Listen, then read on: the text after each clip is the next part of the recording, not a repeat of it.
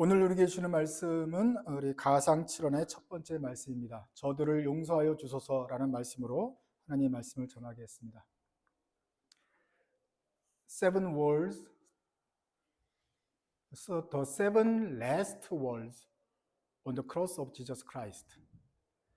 예수님께서 십자가에 달린 상태에서 마지막으로 주신 7가지 말입니다. 유언이기도 하고 또 그 전에도 중요한 말씀을 하셨지만 얼마나 더 중요하겠는가 하는 것이고, 또 십자가 위에서 고통스러운데도 불구하고 하셨던 말씀에 의미가 있을 것이다 생각을 해서 성경 마태, 마가, 누가, 요한에서 이렇게 7계절을 쭉 말한 것은 아니에요. 여기서는 이런 말을 하고 여기서는 이런 말을 하고 했는데 합쳐보면 또 이게 숫자가 7개예요. 그래서 seven last words라고 우리가 말을 하면서 그 말씀을 묵상하기도 합니다. 한문으로는 십자가 위에 가상 7원이다. 7가지 말이다. 그래서 가상 7원이라고 말을 하지요. 주일학교를 열심히 나온 사람들은 이미 그것도 다 외워서 평생 잊어버리지 않겠지만, 그러나 우리가 주일학교를 열심히 잘 나간 사람들이 아니기 때문에 다시 한번 보면 좋겠는데, 가상 7원은 7가지 말인데 제가 외울 수 있게 적어놨습니다. 같이 한번 읽어보시죠. 시작. 용락, 여보, 목끝, 손이다. 안 외워도 됩니다. 그냥 그 내용이 그렇다는 것이죠. 주여 저들을 용서하여 주옵소서. 저들은 저희들이 하는 일을 알지 못합니다. 그것이겠죠? 옆에 있는 강도에게 말했습니다. 너가 오늘 나와 함께 낙원에 있을 것이다. 두 번째 말이고,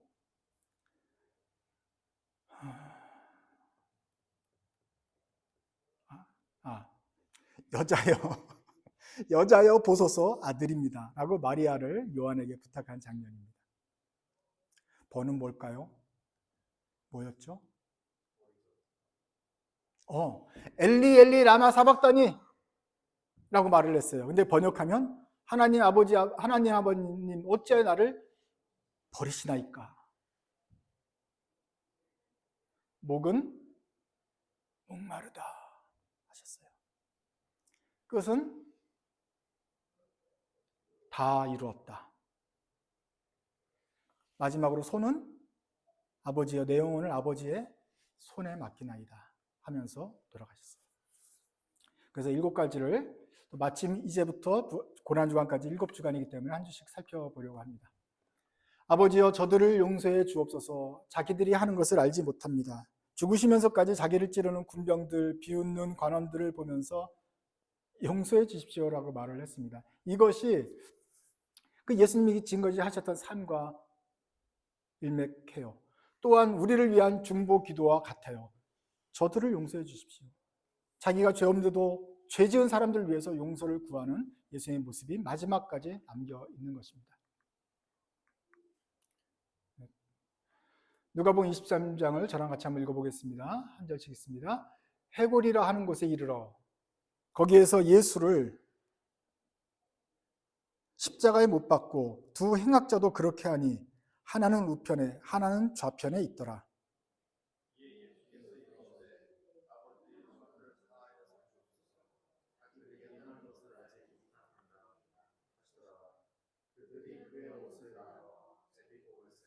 백성은 서서 구경하는데 관리들은 비웃어 이르되 저가 남은 구원하였으나 만일 하나님을 택하신 자 그리스도이면 자신도 구원할지어다 하고 군인들도 희롱하면서 나와 심포도들을 주었다. 이것이 십자가상의 첫 번째 장면일 것입니다. 7가지가 어떤 순서로 되는지 우리는 알 수 없지만 대략 이것이 아마 첫 번째 장면일 것이다. 예수님이 옷을 벗겨서 그것을 가지고 옷을 군병들이 나눠 가졌어요. 왜냐하면 죽은 사람은 옷이 필요 없으니까요. 그래서 우린 젊었을 때 야, 이 십자가형은 정말로 나쁜 형벌이라서 마지막 가는 사람의 위신까지 다 벗겨버리면서 사람들 앞에 온 나신을 이렇게 전시를 하게 되니 얼마나 창피하기까지 할 것인가 그랬습니다. 근데 가릴 수도 없어요. 못이 손에 박혀 있으니까. 그런데 이제 제가 예루살렘에 갔다 와가지고 지금 다시 한번 돌이켜보니 과연 우리로 치면 LA나 그 아리조나 피닉스 정도에 되는 그런 열대 지방에 뜨거운 햇빛이 내려쬐는 그 정오 무렵에 나체로 한 나무 위에 달려있다는 것이 어떤 의미겠는가? 과연 거기서 부끄러움을 생각할 수 있는 것인가? 사우디아라비아 사람들은 더운데도 긴 옷을 입고 다니죠. 왜 그러죠? 피부를 보호하려고 그러는 거예요. 타니까. 그런데 얇은 천이라도 있으면 굉장히 시원해요. 그런데 그 천마저 벗겨버리고 그냥 나무에 달린 개구리처럼 그냥 달아놓으니 그 내려지는 햇빛에 온몸이 타들어가는 것입니다. 온몸이 피부가 다 화상을 입어요. 그것을 가지고 그 고통 속에서 밑에서는 그 옷을 가지고 나눠서 누가 그 옷을 가질까 이러고 있는 장면이에요. 말도 안 되죠. 죄가 없는 사람을 가지고 이렇게 대우하면 안 됩니다. 못을 박을 때 아픈 것과 나중에 좀 이제 또 창도 찌를 거고 이렇게 하면 안 되죠. 근데 더 억울한 것은 그것을 동정하는 사람이 없어요. 그래서 웃고 있어요. 야, 지가 왕이라며 메시아면 내려와야지 능력도 없냐? 깔깔 대고 옷하고 고통 주고 너무너무 힘들었을 거예요. 인간적으로도 분노했을 거예요. 예수님도 인간이셨기 때문에 분노하실 수 있어요. 근데 그 안에서 세상을 위하여 중보합니다. 예수님은 그 전에부터 겟세마네부터 중보했어요. 제자들을 위하여 기도했어요. 자기가 이제 하나님 좀 덜 아프게 해주세요 기도하지 않았어요. 저 제자들이 나 간 뒤에도 믿음 지키게 해주세요. 나무 위에서도 조차도 자기를 찌른 사람들을 위해서 기도했습니다. 그리고 이 자세는 제자들에게 전해져서 나중에 사도행전에서 스데반이 집사가 되어가지고 복음을 전하는데 핍박을 받았어요. 사람들이 이제 스데반을 고소해가지고 돌로 치는데 스데반이 돌로 맞으면서 뭐라 그래요? 주여 저들을 용서하여 주옵소서 라고 말하면서 숨을 거둡니다. 그래서 이때부터 이처럼 주님께서 자신을 해친 사람들을 위하여서도 기도하는 그 중보의 정신, 그 대신 이들의 죄를 빌어주는 정신이 제자들의 삶에도 있게 되는 것입니다. 아버지, 저들을 용서해 주십시오.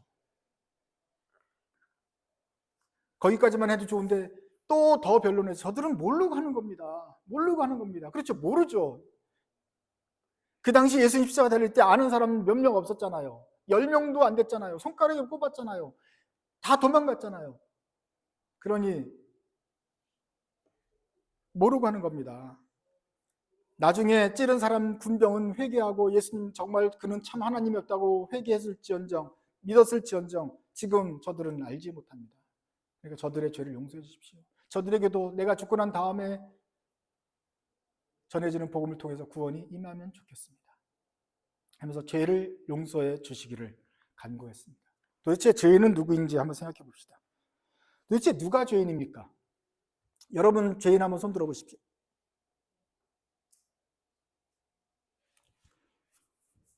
손을 안 든 건 뭡니까? 이거는 함정 질문이에요. 특히 그리스도인들에게는. 죄인 손 드세요 할 때 죄인 손 드잖아요. 여러분처럼 손을 들었으면 착하군요 그러지 않아요. 구원의 확신이 없는 겁니까? 예수님께서 다 용서해 주셔가지고 의인이 된 줄은 모릅니까? 그래요. 그럼 또 안 들고 있어. 그러면 교만하군요. 죄 안 졌다는 겁니까? 어쩌라는 거예요. 우리가 그 가운데 있다는 걸 알아야 됩니다. 어느 누구도 나는 예수님께서 죄를 졌기 때문에 나는 완전히 깨끗하다라고 말하면 안 돼요. 그렇다고 해서 나는 늘 죄인이라서 아직도 모릅니다 하면 안 돼요. 우리는 구원을 받았어요. 근데 아직도 있어요. 자 보세요. 우리는 그 죄를 보지 않았습니까? 악한 거에 그 자체가 있어요. 어딘가. 그리고 그것을 형상으로 나타난 마귀랑 또는 죽음이란 존재가 늘 우리에게 불안으로 있지 않습니까? 우리가 만나요. 그런데 만나기만 하는 게 뿐만 아니라 우리도 그걸 죄를 져요. 우리도 누구인가는 죽음의 그림자가 된다고요. 우리가 안 하고 싶은데 실수를 해요. 우리 속에서 또 두 가지 마음이 싸운다 그러면 또 안 돼요. 특히 면접 볼 때 인성검사할 때 두 가지 마음이 싸운다고 체크하면 정신병자로 돼서 잘리니까 세상에서는 안 싸운다고 말하지만 교회 안에서 말입니다. 교회 안에서는 로마서 7장 말씀대로 우리 안엔 두 가지 마음이 싸워요. 내 안의 정욕과 하나님의 말씀이에요. 싸워요. 근데 가끔 져요. 실수를 저질러요. 우리가 마귀짓을 해요. 빛의 자녀인데 어두운 편에 설 때가 있단 말이에요. 그러고 나면 뭐가 생겨요? 죄책감이 생겨요. 잘 때도 생각이 나고 잊어버릴만 하면 생각이 나고 용서해달라고 기도했는데도 나중에 언뜻 보면 또 생각이 나고 나는 왜 이럴까 속상해요. 우리가 쉽게 영향력을 못 벗어나요. 그 영화 보면은 깡패였다가 교도소 갔다 와서 새로운 삶을 살아야지 하는 사람인데 보통 그렇게 안 되죠. 누가 와요? 옛날 친구들이 찾아와요. 자꾸 옛날처럼 다시 하자. 이번에 하나 금고만 하나 털자. 자꾸 그래요. 그 인플루언스가 있잖아요. 우리도 죄의 영향력 안에 살고 있어요. 그냥 혼자 사는 게 아니라 사람들과 살기 때문에 또 그냥 또 죄를 또 범하고 같은 실수를 또 한단 말이에요.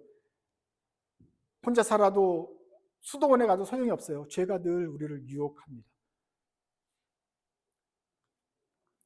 뿐만 아니라 우리가 잘못을 하고 나면 대가를 받게 되죠. 감옥에도 가게 되고 감옥에 안 가더라도 우리 안에서 관계 속에서 어떤 면에서 치러야 될 대가가 있어요. 정부에게 연결되면 형벌이 되는 것이고 안 그래도 속으로도 큰 짐이 있게 되는 거예요. 우리가 살면서 그 악을, 그 어둠의 그림자를 완전히 벗어날 수 있을까요? 그래서 지난주에 하고 이번 주 사이에 완전히 깨끗했다. 지난달과 이번 달 사이에 나는 그래도 한 달 동안은 깨끗했다가 자신 있게 말할 사람이 있습니까? 나는 왜 이 모양인가? 이런 고민이 그리스도인에게 있습니다. 나는 신자인데 왜 이 모양일까? 아담 한 사람밖에 없어요. 죄 없이 태어났던 사람은. 예수님 빼고. 자, 아담은 왜 죄인입니까? 언제부터 아담이 죄인이 되었습니까? 선악과를 따먹은 순간. 그 전까지는 하나님과 잘 지내다가 따먹고 죄인이 되었어요. 그 다음에 형벌은 뭐죠? 쫓겨난 것이죠. 여러분들은 다 아담의 후손입니다. 언제부터 죄인이었습니까? 아담 이후로는 모두 다 죄인이에요. 그래서 죄가 세상에 들어왔기 때문에. 우리는 태어났기 때부터 죄인이었던 거예요. 이걸 믿어야 돼요. 그리고 지난주에 여러분은 왜 죄를 지었습니까?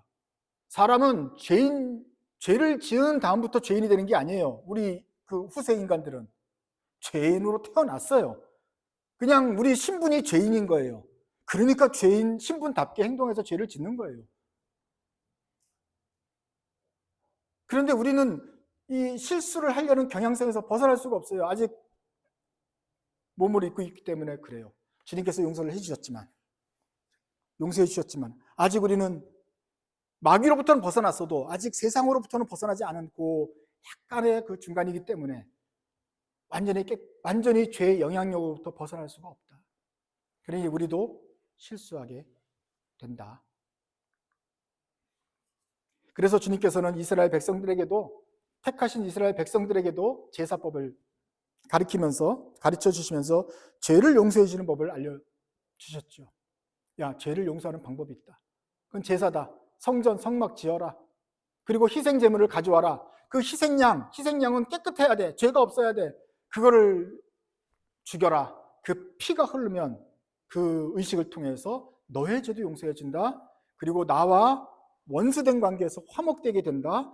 마귀가 훔쳐갔던 너를 내가 돈 주고 사오는 것처럼 속전하게 된다. 구속한다. 회복시킨다. 다시 하나님의 아들로 만든다. 라고 말을 하게 하시는 것이죠. 이스라엘에서는 이런 말이 있어요.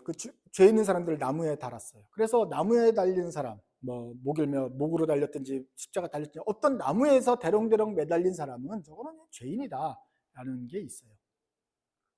그러니 죄인 아니고선 스스로 나무에 달릴 일이 없죠. 이제 그렇지만 하나님께서는 제사라는 것을 통하여서 사면을 용서해 주시는데 그것은 참 법정적이고 선언적인 의미가 있습니다. 마치 이 사람이 회개를 안 했어도 무죄! 그러면 그냥 이 사람은 나가는 것처럼 일단 세상적으로 교도소를 안 가도 되고 돈을 안 내도 되고 사면이 되는 거죠. 무죄로 반명되는 것처럼 법적인 선언이 있어요. 그러면 아무도 경찰도 잡을 수가 없죠. 하나님의 백성에게도 하나님이 사면, 무죄, 방면 선언을 해주셨습니다. 그리고 이 사람이 내 아들 돈 있으면 내가 다 냈어 벌써. 너는 그냥 자유야. 이러한 용서를 주셨어요. 이스라엘에게는 그 제사 제도가 그런 상징이었어요. 이걸 하면서 왜 죄 없는 양을 죽이지? 그게 바로 너야. 너의 죄를 용서하기 위해서 누군가 대신 죽는 거야. 그러면서 하나님과의 화평이 있어. 이것이 이스라엘에게는 습관적 예수님이 용서를 보여주는 어떤 상징이었어요. 나중에 그것이 예수님을 통해서 이루어진 것을 깨닫게 되는 것이겠죠. 그래서 예수님 자신이 세상의 죄를 지고 가는 어린 양이 되었다.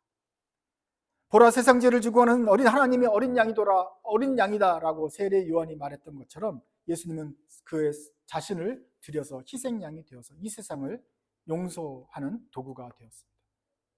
이제 세상을 향한 하나님의 사면과 무죄가 선포되었습니다. 선포는 되었고 그것이 각자 개인들에게 들어가야 되죠.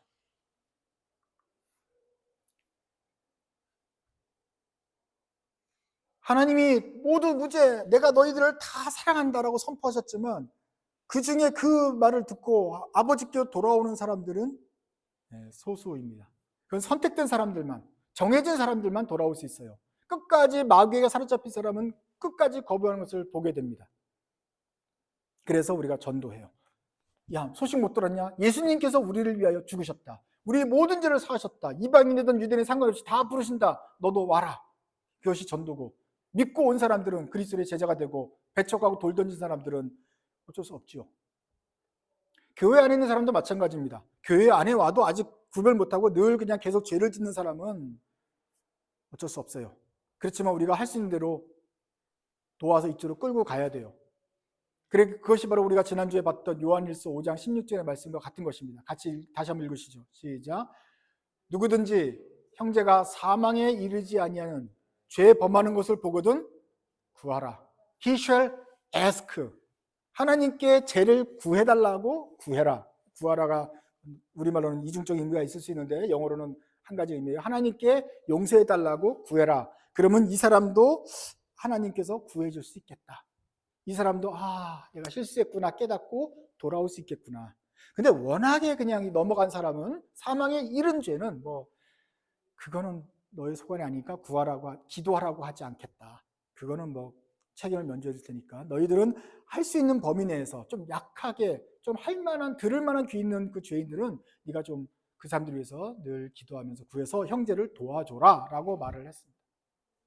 그래서 교회에 있는 사람들이에요. 세상에 있는 사람들을 위해서도 용서를 해야 되지만 그 안에서 지금 믿음을 가질까 말까 아니면 믿음대로 사는 것이 어떤 것인지 배워가는 사람들, 그러면서 계속 죄와 친한 사람들을 구해라. 하나님께 기도해서 그 사람의 구원을 위해서 기도하라. 우리가 직접 나가서 기도하지 않아요. 예수님의 본을 따라서 십자가에서 저들을 용서하여 달라고 하나님께 기도했던 것처럼 우리도 하나님께 저분을 용서해 주시도록 기도합니다. 그러면 주께 은혜가 그에게 덮쳐서 그가 깨닫고 돌아올 수가 있기 때문에 그렇죠. 이걸 우리가 왜 합니까? 예수님께서 십자가에서도 자기를 찌른 죄인들을 향하여도 기도하셨기 때문입니다. 그래서 자기를 찌른 저들을 용서해 주십시오 아버지, 저들은 모르고 하는 것입니다 라고 하는 것처럼 우리 제자들도 예수님처럼 세상에서 우리 저 형제를 용서해 주십시오, 지금 뭔지 모르고 하는 것입니다 라고 기도해야 되겠다. 그러면 주님께서 들어주십니까? 예수님도 하나님께 기도했던 것처럼, 그리고 들어주신 것처럼 우리도 기도하면 그 기도가 응답될 줄로 믿습니다. 이 예수님의 7가지 말씀 중에서 저들을 용서하여 주옵소서라고 주님이 행한 것을 보면서 감동받는 그리스도의 제자들은 세상에 나가서 형제들을 위하여 하나님께 구하는 사람들입니다.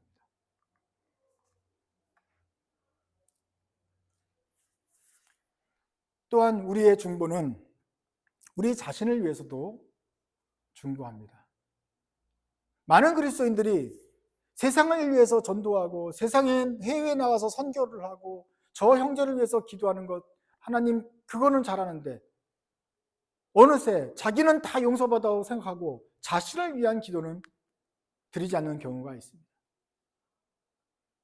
아버지 저를 용서해 주십시오. 아니야, 그거는 옛날에 내가 예수 믿을 때, 세례 받을 때 처음에 한 번 하면 되는 거고 그 다음에 안 해도 돼.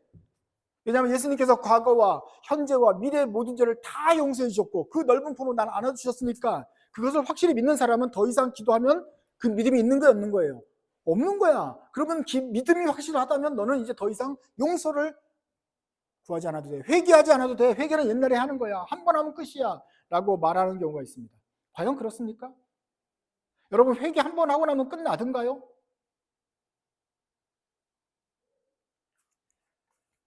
뭐 엄마 입장에서야 애가 회개를 하든 안 하든 간에 너는 내 아들이고 사랑을 줄 거예요. 그렇지만 한 번 회개하면 좋겠어요. 그러나 애를 키워본 입장에서 애가 한 번 회개했다고 그게 끝나든가요? 회개 안 해도 내가 너를 사랑하지만 그렇지만 난 너가 잘못했어요. 다시는 안 그럴게요. 엄마 용서해 주세요라는 말을 네 입으로 하기를 원한다. 내가 듣고 싶어서 못 듣는 게 아니라 그것이 너에게 도움이 되니까. 그래야 너가 다음 단계 넘어갈 수 있으니까. 그래서 지난번에 했잖아요. 또 해야 돼요. 죄책감이 남아있고 아직도 습관이 남아있고 도움이 필요하면 또 해야 되는 것이죠. 죄 용서는 한 번만 해야 됩니까? 날마다 해야 됩니까? 대답하지 마세요. 이것도 함정 질문이니까. 이거 한 번에 둘 다예요. 그죠? 한 번에 용서해 주셨어요. 그렇지만 우리는 날마다 용서받아야 될 죄가 있지 않아요? 지난번에 안 했던 죄, 아니면 지난번에 했어도 여전히 급한 죄, 지난번에 용서받았어도 아직도 짓고 있는 죄, 이걸 도움이 필요하니까 하나님 도와주세요, 용서해 주세요라고 해야 되지 않겠어요? 하나님이 법적으로 너는 무죄다, 넌 내 아들이기 때문에 그냥 완전 사면했어도 내 잘못, 이거는 그 뒤로 또 잘못이 있잖아. 이건 어떻게 할 거냐라는 고민이 있지 않아요?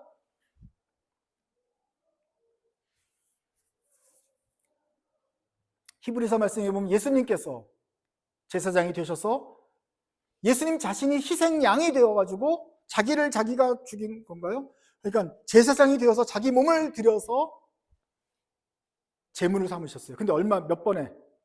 단 한 번으로. 단 한 번 죽으심으로써 우리의 모든 죄를 용서하셨다. 그렇게 말을 해요. 그러면서 히브리서를 중심으로 놓고 보면 우리는 더 이상 죄 용서를 구할 필요가 없어요. 주님께서 한 번에 용서해 주셨으니까. 많은 그리스도인들이 뭐랄까 성경에 나타나는 단어 하나를 너무 집중적으로 연구하면서 특별히 거기에만 몰입했는데 그것을 성경보다 더 강조하는 어떤 하이퍼 적용하는 분들이 있을 수 있어요. 예수님께서 단번 구원하셨지. 그러면 우리는 더 이상 회개기도 하면 안 되겠네. 할 필요가 없겠네. 안 되겠네. 하지 말아야겠네. 하는다는 것은 믿음이 없는 거네. 우리는 그러니까 어떤 죄를 짓든지 간에 신약에 있는 성도들은, 신약 성도들은 예수님께서 십자가에 달려서 우리 죄를 다 사하였다고 믿는 성도들은 회개기도 하면 안 되지. 의인이에요, 죄인이에요 하면 뭐라고 말해야 돼? 의인이라고 당당하게 말할 수 있어야 되지. 라고 이쪽으로만 너무 강조하는 거예요. 이게 논리가 맞는 것 같긴 한데 과연 성경에서 그렇게 말하고 있습니까?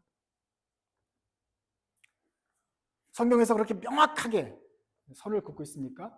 여러분 다시 성전 레위기에 있는 제사장 제도를 한번 생각해 보세요. 제사장이 나옵니다. 그리고 희생 제물을 가져와요. 점 없고 흠 없는. 얘는 문제가 없는 그 희생 제물이에요. 근데 걔를 죽여요. 그리고서 어떻게 해가지고 하나님께 번제로 바쳐요. 그리고 이게 피를 흘리는 행위를 통해서 이 제물을 가져온 사람은 용서를 받는구나. 이런 제사 제도예요. 거기에는 희생 제물이 필요해요. 제사장이 필요해요. 제사를 드리는 사람이 필요해요. 이렇게 세 가지 요소가 성전에서 이루어지면 하나님께 용서해 주셨구나. 이렇게 얘기가 돼요. 이것이 우리의 용서의 어떤 모형이에요. 예표예요. 심벌이에요. 자, 퀴즈 나갑니다. 그러면 이스라엘은 이 제사를 몇 번 드려야 될까요? 더 구체적으로 1년에 몇 번 드리라고 주님 레위기에서는 명령하고 있습니까? 언제? 구정신정 추석이 아니고 6월절, 그다음에 7.7절, 그다음에 뭐 저쪽에 까먹었어요. 세 번쯤. 1년에 3번 나와라. 절기 있다. 그래서 매번 그 절기 때마다 나와라. 여자들은 아니에요. 남자들은 의무가 있어요. 그러니까 와가지고 제사 드리고 또 갔다가 몇 개월 만에 또 와서 또 양 한 마리 바치고 좀 큰 죄를 지었으면 소 한 번 바치고 뭐 이런 식으로 3번 드려라 라고 말을 해요. 그러니까 30년 살면 3, 4면 그러니까 성인으로부터 시작하면 60번 예루살렘에 와야 돼요. 너무 오기 힘드니까 이제 각자 지역에서 또 하는 게 있는 게 모르겠지만 어쨌거나 그래서 예수님도 성전에 제사를 드리러 가고 했단 말이죠. 자, 성전 제사는 예수님께서 우리를 위해 행하신 일의 예표라고 할 수 있잖아요. 제사장이 되셨고 제물이 있었고 피를 흘려서 우리 죄를 사했어요. 그러면 1년에 3번 가야 된다라는 것은 어떤 예표가 될까요? 히브리서는 단번에라고 말을 했어요. 그리고 단번에 용서한 건 맞아요. 예수님 입장에서는. 하지만 우리 입장에서는 한 번으로 족합니까? 아니면 조금 가끔 가야 됩니까? 가끔 가는 게 여러분의 신앙에 도움이 돼요? 아니면 한 번 20년 전인가 언제 한 번 용서받은 걸로 끝나도 돼요? 예. 예수님은 한 번에 용서했어요. 그죠? 그렇지만 우리 입장에서는 가끔 가야 돼요. 주님, 지난번에 용서한 것 같은데 아직도 그 죄책감이랑 습관이, 유혹이 아직도 남아있어서 정말 죽겠습니다. 이번에도 또 말 실수를 했습니다. 용서해 주세요. 지난번에는 말하지 못했던 그 뒤로 또 생겨난 죄 목록이 많습니다. 이거 좀 어떻게 좀 해결해 주세요. 우리에게는 자주 가야 될 필요가 있습니다. 알아요. 주님이 나의 죄를 지금부터 이제부터 영원히 앞으로 모든 걸 다 용서해 준 걸 믿어요. 그렇기 때문에 나온 거 아니겠어요? 그런데 주님, 이 부분이 지금 나를 찔러요. 이거 좀 내려놓고 싶어요. 이제 안 하고 싶어요. 다시 반복하지 않고 싶어요. 좀 자유롭고 싶어요. 주님 도와주세요. 잘못했어요. 라고 내어놓는 예수님의 십자가 앞에 다시 한번 매달리는 그런 순간이 우리에게 필요하지 않습니까? 성전 제사가 우리를 용서해 주는 그 구속 사역의 예표라면 1년에 3번 가야 된다는 모습은 또 우리에게 예표가 되지 않겠어요? 우리에게 날마다 나아가서 주님 앞에 십자가에서 새로운 은혜를 구해야 되는 사람들입니다. 왜냐하면 우리는 빛과 어두움 그 그림자에서 빛의 자녀로 선택되었지만 아직 어둠 속에서 죄의 영향력과 있으면서 세상에 나가서 살아가면서 죄를 짓고 또 죄와 가까이 있는 사람들이기 때문에 그렇습니다. 그렇기 때문에 우리 옆에 있는 형제가 또 이러고 있다가 잠깐 실수하면 그래서 우리가 옆에서 도와줘야 돼요. 야, 나도 지금 중간 상태에서 지금 힘들어. 천국 가면 완전히 끊어지겠지만 우리는 가는 중간이니까 야, 너도 힘내자. 이리로 와라. 라고 말을 하고 하나님 얘 좀 도와주세요. 라고 구하라고 말하지 않습니까? 내가 너 구했으니 이번엔 너 나 좀 구해줘. 나 힘들어. 어떻게 하면 좋지? 목사님 어떻게 하면 좋겠죠? 장로님 저를 위해서 지혜를 한번 얘기해서 나도 옛날에 그랬을 때 나도 참 십자가를 묵상하면서 극복했어. 아, 그렇군요. 나도 이번 사순절 또 40일 동안 한번 기도하면서 내 이 문제를 한번 해결해 보고 싶어요. 주님이 해결해 준 걸 알고 있지만 이 속에서 믿어줘야겠고 믿어질 뿐만 아니라 내 삶이 좀 바뀌어야지 되는데 거기까지는 안 가네요. 하나님 이번에 한번 작정하고 이걸 좀 끊어보고 싶습니다. 도와주세요. 이런 몸부림이 우리에게 있어야 되지 않습니까? 그러고 나서 실수할 수 있어요. 또 3개월에 한 번씩 또 오면 돼요. 하나님 또 실수했네요. 오면 돼요. 근데 두 번째 올 때는 하나님 지난 6개월 동안 괜찮은데 이번에 또 그랬네요. 이 기간만 점점 길어지면 얼마나 주님께서 기뻐하시겠습니까? 난 죄 없다라고 난 이제 십자가에서 다 풀렸으니 이제 갈 필요 없다는 아들보다 주님 열심히 하려고 했는데 또 좀 실패했습니다. 그렇지만 다시 한번 주님의 용서와 받아주심을 믿고 나옵니다. 그 은혜가 내게 힘이 되어서 다시 한번 세상을 싸울 수 있는 힘을 주십시오. 다시 한번 해보겠습니다. 라고 하는 주님의 제자들을 기뻐하지 않겠습니까? 주님은 자기를 찌른 죄인들도 사랑하셨는데 하물며 사랑하는 그의 아들들이 다시 한번 돌아와서 그 작은 죄들, 짓고 있는 죄들을 극복하면서 하나님 옛날에는 제가 지어도 죄인지를 몰랐는데 이제 보니까 진짜 큰 죄였네요. 이거 고치고 싶습니다. 라고 말하는 그의 사랑하는 아들들을 기쁘게 여기지 않겠습니까? 지금도 주님께서는 하나님 옆에서 우리를 위하여 중보하고 계십니다. 그 주님 앞에 우리의 죄를 구하고 나아갑시다. 연약함을 위하여 내놓고 주님께 용서를 구합시다. 그러면 주님께서 아버지께 구하여서 우리가 우리 형제들을 위해서 구하는 것처럼 주님께서 우리를 위하여 기도하면서 그 기도가 우리의 삶에서 응답될 줄로 믿습니다. 주님께서 말씀하셨습니다. 수고하고 무거운 짐진 자들아 내게로 오라. 내가 너희를 쉬게 하겠다. 한 번 오러 가지 않고 계속해서 오라고 말씀하셨어요. 이렇게 기도하라고 말씀하셨어요. 우리가 주기도문으로 기도할 때마다 아버지 우리가 우리의 죄지은 형제를 용서해 준 것처럼 우리의 죄를 용서해 주십시오 라고 기도하라고 주님께서 모범을 보이셨어요. 그 말 따라 우리는 주기도문을 할 때마다 기도합니다. 주님 우리 죄를 용서해 주세요. 날마다 기도할 때마다 하나님께서 우리를 용서해 주시기를 기도하면서 나아갑니다. 요한일서에서는 이렇게 말했어요. 만일 우리가 우리 죄를 자백하면 저는 미쁘시고 의로서 우리를 모든 불의에서 깨끗게 하실 것이다. 그러니 우리가 항상 생각날 때마다 우리 죄를 자백하는 것이 필요합니다. 자백해야 됩니다.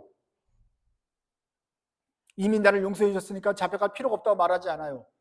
그것을 믿는 사람들은 오히려 더 주님 앞에 나아갑니다. 그 십자가 앞에 나가서 무거운 짐을 내려놓습니다. 그리고 십자가에 달리신 주님께서 밑을 내려다려 보시면서 저를 용서해 주옵소서라고 기도하시는 그 기도에 기대입니다. 우리는 세상을 위해서 기도할 수 있어요. 죄 지은 형제를 위해서 기도하라고 들었어요. 근데 문제는 나를 위해서는 누가 기도해 줍니까? 여러분밖에 없습니다. 결국 여러분이 여러분의 문제를 들고 나아가야 됩니다. 근데 그건 쉽지 않아요. 회개 기도는 평생 해도 익숙해지질 않아요. 그것은 죄를 직면해야 돼요. 자기가 지었던 잘못을 다시 끄집어내는 괴로운 과정이에요. 하나님 잘못했어요 라고 말하는 말이 너무너무 힘들어요. 부끄러워요. 속상해요. 고통스러워요. 하지만 그것을 들고 나가야 돼요. 그건 여러분밖에 할 수가 없어요. 그러니 그것을 가지고 나가십시오. 주님 십자가 앞에 또 이 죄를 가지고 나왔습니다. 이 죄는 아무도 용서하지 못해요. 아무도 몰라요. 나밖에 모르는 죄니까 제가 직접 들고 나왔습니다. 주님이 용서해 주세요. 이 권세로부터 풀려나게 해주세요. 영향력으로부터 벗어나게 해주세요. 죄책감을 풀어주세요. 속상해요. 하나님 다시는 생각나지 않게 해주세요. 여기서부터 끊어지게 해주세요. 이 죄를 반복하지 않게 해주세요. 주님의 넓으신 품함에 십자가 앞에 내려놓으십시오. 온 세상을 구원한 십자가의 능력을 믿고 이 나의 죄도 용서해 주시기를 위하여서 들고 나오십시오. 힘들지만 여러분이 마음을 열고 주님 앞에 그 죄를 내어놓는 순간 온 세상을 품으신 주님께서 그 죄도 용서해 주실 것입니다. 그 다음부터는 그 죄를 용서받은 자, 그 죄인에서 풀려난 해방된 사람들이 느끼는 그 자유함을 우리도 느끼게 되는 것입니다. 이 자유함을 느낀 사람들만이 또 다른 사람들 위해서 중보할 수 있는 것입니다. 오늘도 우리에게 나무가 있습니다. 그 나무는 십자가 나무입니다. 우리를 벌하기 위해서 나온 나무가 아니라 우리를 용서하기 위해서 지금도 주님께서는 십자가에 달려서 나오기를 구하고 계십니다. 누가 의인입니까? 우리가 주님 앞에 참되고 의롭다 말할 수 없고 주님 앞에 여전히 부족한 자들입니다. 그런데 말로만 아니라 지금도 우리를 공격하고 있는 그 죄책감, 그 속상한 것, 그 옛날 상처들을 가지고 주님 앞에 나오십시오. 그것이 우리에게 무거운 짐이고 수고했는데 내게로 오라 주님께서 말하십니다. 오면 저들을 죄를 용서해 주십시오. 제가 잘 모르고 한 것입니다 라고 주님이 대신 기도해 드릴 것입니다. 기도하겠습니다.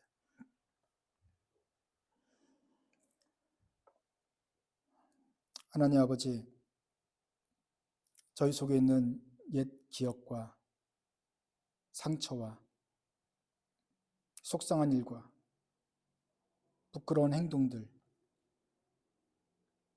잘 모르고 했던 것, 알면서도 다른 사람들과 같이 했던 행동들, 아주 오래전에 잘못이었는데 잊어버린 줄 알았는데 아직도 기억나서 저를 괴롭게 하고 있는 것들, 지금도 제가 잘 모르겠지만 또 사람들에게 죽음의 그림자처럼 나쁜 영향을 끼치고 있는 그런 습관들이 있습니까?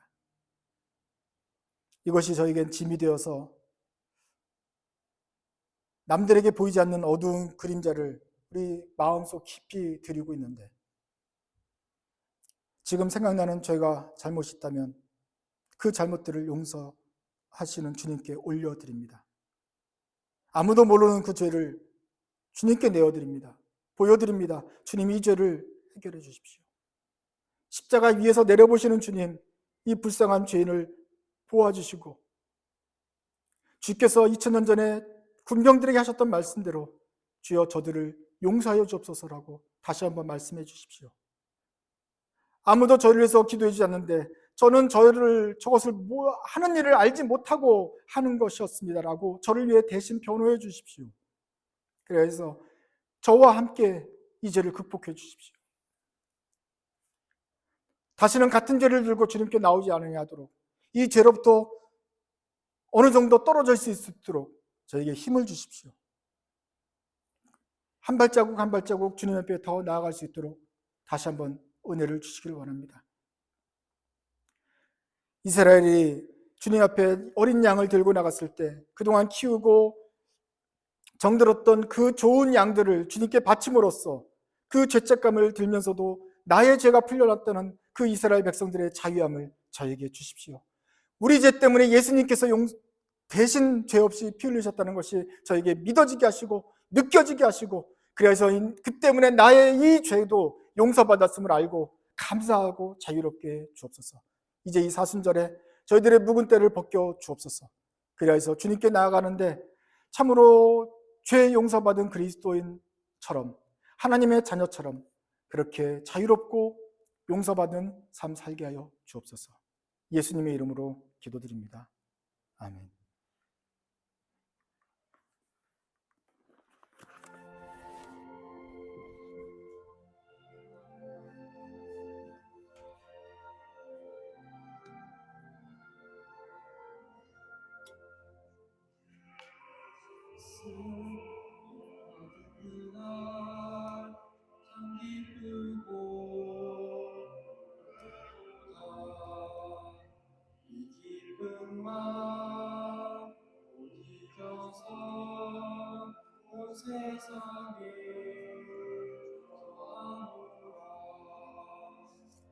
기쁜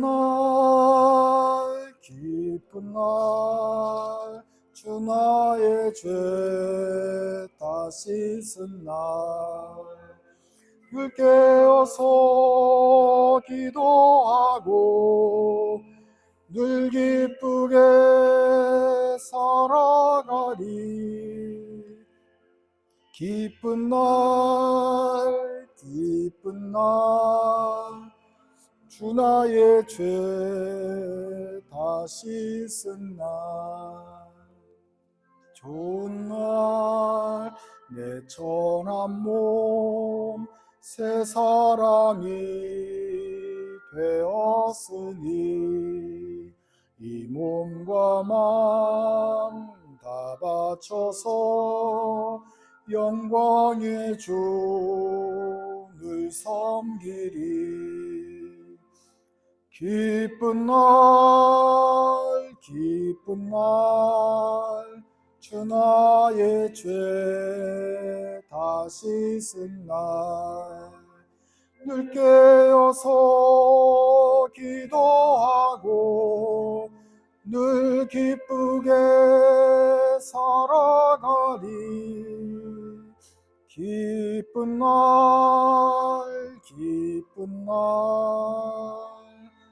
주 나의 죄 다 씻은 날